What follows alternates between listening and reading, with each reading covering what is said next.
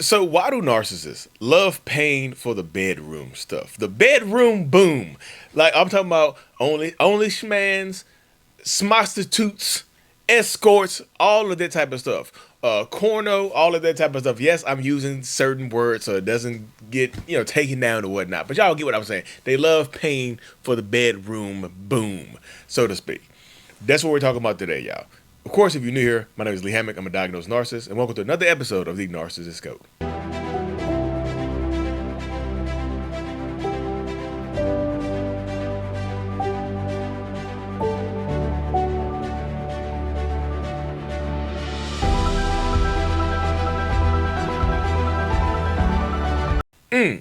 Welcome back, folks. Welcome back. Welcome back. Yeah, y'all. A lot of narcissistic people absolutely do love paying for it. They really do love it. I'm just gonna keep it hot and ready. Now, does every narcissist like doing that? No. No. No.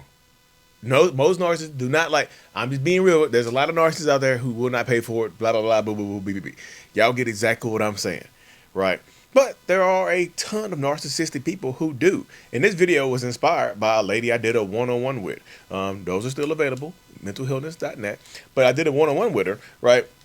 And she was pretty much telling me, she was like, "What my narcissistic husband just kept, he was on these sites. Like a lot of our credit card bills, you would see the OF on there. You would see the OF on there. OF, this charge, this type of charge. Random charges, random PayPals, random Cash Apps to certain people or whatever." And I looked the person up. It's a lady of the night. Yeah, I know your husband. Your husband has been here with me. Your husband is one of my best clients. And she was like, "What? I have been married." She's like, "Lee, I've been married so long, I had no idea." Why do they love that? Why do narcissists love that? So I was just like, okay, you know what? I can do that. I will do that. I volunteer as tribute, right? That's what I was saying. I was saying I'm going to do it like that. And just to kind of get it off the rip, right? One reason the narcissists love that type of lifestyle, love like the OnlyFans people, the escorts and whatnot, is because the power and the control. I think a lot of people, when you see this video, a lot of people that have ever dealt with a narcissist will understand exactly what I'm saying. There are a ton of narcissistic people who just enjoy the power and the control that they get. They just do. They love having the power. They love having the control over people. This is just the mentality that so many narcissists have. Like, and if I can just pay for it, even if it's not real life or in person, even if it's just online stuff, I give you some money. I get to tell you what to do. I have power over you. I have dominion over you. And I know that's not how it always is in the grand scheme of things, but in the narcissist's mind, that's how it goes. I have power and dominion over you to be able to tell you to do whatever I want you to do. You can't say no. Of course you can, right? But in the mind of a narcissist, you can't say no because this is a transaction. You see what I'm saying? And y'all know that narcissists absolutely love that type of stuff out there. They love the power, they love the control, they love being able to exert it over other people. And then you get a lot of narcissistic men who are just misogynists, right? Now, could a narcissistic man go looking for another man? Could a narcissistic man be on OnlyFans sites of other men? Yes, that's absolutely true. But there are a lot of narcissistic men who are just pure misogynists, and they love having power and control over women because they want to demean them. They want to just put them down. They want to just quote unquote, put them in their place, so to speak. So it can't be, the power and control do play a huge part in why a lot of narcissists love this type of lifestyle. Why they love stepping outside the relationship or stepping outside the marriage and participating in this type of lifestyle, right? And I know y'all heard me also mention it earlier. I almost got caught. The transactional nature of it.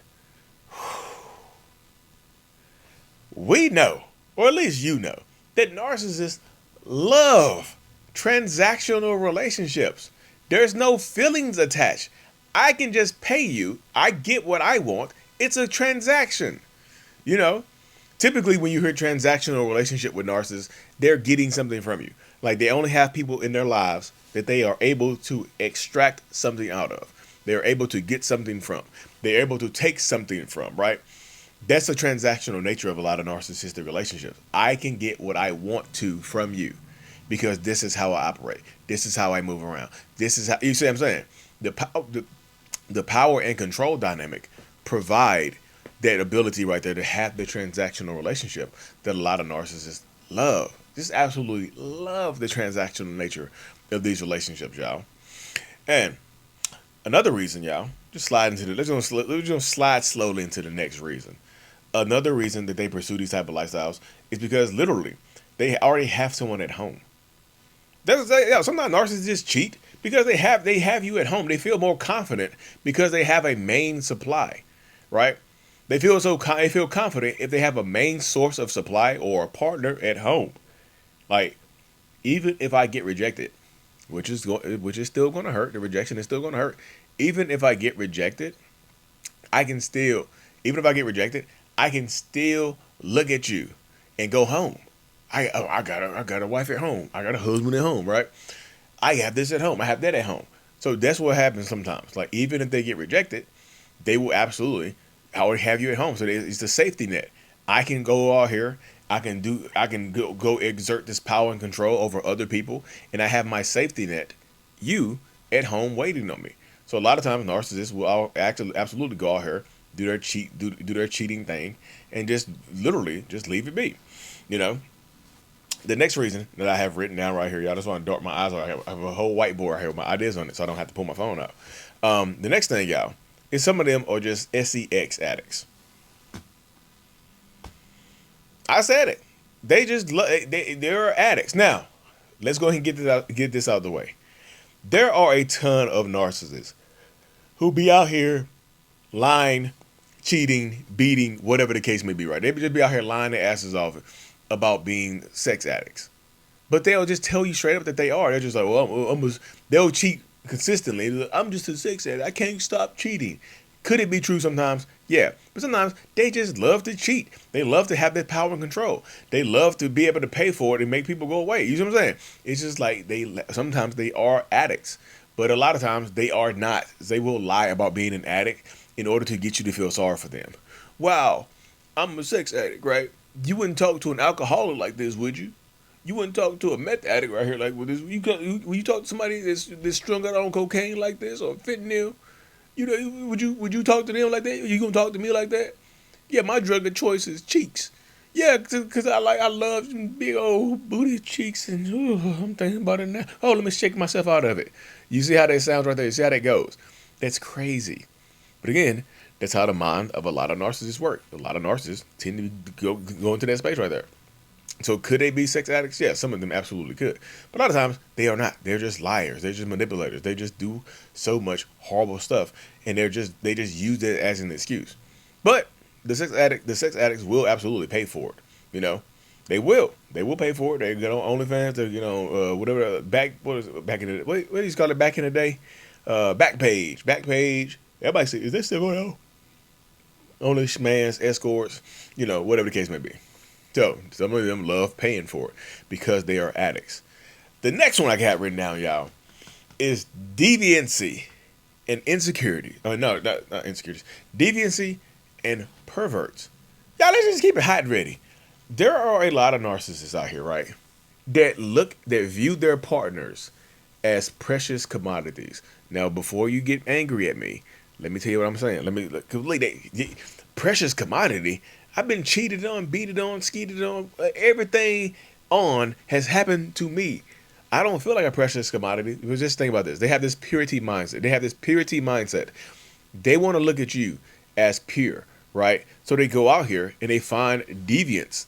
You see what I'm saying? They want to do some freaky deaky nasty ass stuff, but they don't want to do it with you. So because they want to keep you looking in the same light. They don't want to look at you as for lack of a better word, they don't want to look at you as a whore, right? They want to look at their partner as pure. So they have this deviancy and they're perverts and they want to do nasty, dirty. We don't kink shame, right? There's some kinks out there that need to be shamed, but we don't kink shame over here, right? They don't want to do some nasty stuff and they don't want to do it with you. So sometimes the easiest way to do that nasty stuff, get that Mr. Nasty time or Mrs. Nasty time, is to just get on OnlyFans or pay for an escort or get on Backpage or you see what I'm saying? Go to a street corner, one of these major cities or even some of these smaller cities. Go to a street corner, do that type of stuff right there. That's how it goes right there. You see what I'm saying? Sometimes it really is just because they're deviants and they're perverts. So they really wanted to just get their rocks off, and they really want to be freaky as hell. So they just do the stuff that they're doing right now. You see, they'll just go above and beyond to get that deviancy out of their system, to experience that, to explode elsewhere.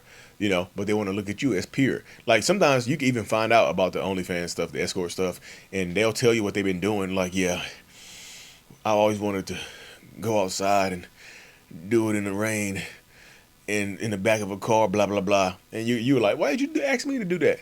I don't want to look at you as a backseat whore, that's why. You see what I'm saying? They'll say the type of stuff right there to you and whatnot, y'all. Seriously. The last but not least, the last thing I have wrote down right here, y'all. Y'all might have heard me flub it out earlier, but it's insecurities. There are a lot of narcissists out here that are insecure, that might be afraid to speak to the opposite gender or the same gender, whoever you're attracted to, right? They might be afraid to speak about that or speak to it. So guess what they do?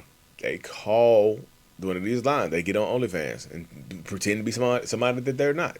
They get on Twitter or find an escort or go to Backpage or whatever the case may be. Get online. Sometimes it might be as easy as sending a Facebook friend request out there in order to get your rocks off, because sometimes your friend, they already there. You already know the escort or whatever the case may be.